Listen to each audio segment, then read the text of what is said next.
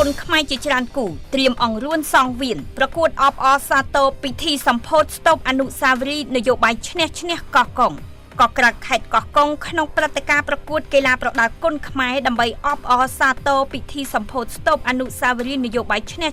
នៅកោះកុងដែលការប្រកួតនឹងធ្វើឡើងនៅថ្ងៃទី30និង31ខែឧសភាឆ្នាំ2026ចាប់ពីម៉ោង 18:00 នាទីតទៅទីតាំងនៅស្តុបអនុស្សាវរីយ៍នយោបាយឈ្នះស្ថិតនៅភូមិបឹងខុនឆាងសង្កាត់ស្មាច់មានជ័យក្រុងខេមរភូមិន្ទខេត្តកោះកុងកីឡាករគុណខ្មែរខ្លាំងជាច្រើនរូបនឹងមកអង្រួនសងវៀនជាមួយកីឡាករបរទេសហើយក៏មានជំនួបជើងគុណខ្មែរប្រជែងយកពានរង្វាន់ជាមួយជើងខ្លាំងគុណខ្មែរដូចគ្នាតាមប្រភេទទម្ងន់ផងដែរហើយអ្វីដែលពិសេសនោះក៏មានរៀបចំឲ្យប្រកួតលក្ខណៈថ្នាលនិងកីឡាការិនីថែមទៀតផង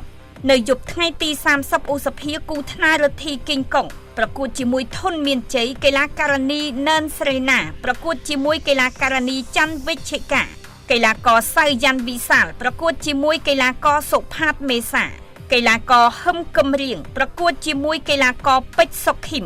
ចំណែកគូអន្តរជាតិកីឡាករពុតសម្បូរប្រកួតជាមួយកីឡាករមកពីប្រទេសចិនកីឡាករយេនឌីណាប្រកួតជាមួយកីឡាករមកពីប្រទេសអ៊ីរ៉ង់និងកីឡាករអេអាមេរិនភូថងប្រកួតជាមួយកីឡាករមកពីប្រទេសចិនរីឯនៅយប់ថ្ងៃទី31ខែឧសភាឆ្នាំ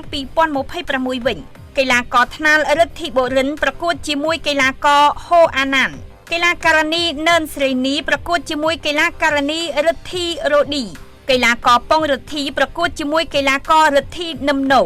កីឡាករសូនរ៉ាឃីមប្រកួតជាមួយកីឡាករប៉ុងពិសិដ្ឋឈានដល់គូអន្តរជាតិកីឡាការិនីទូច័ន្ទវតីប្រកួតជាមួយកីឡាការិនីមកពីប្រទេសវៀតណាមកីឡាករធុនចន្ទៈប្រកួតជាមួយកីឡាករមកពីប្រទេសអ៊ីរ៉ង់និងកីឡាករធុនរិទ្ធីប្រកួតជាមួយកីឡាករមកពីប្រទេសអ៊ីរ៉ង់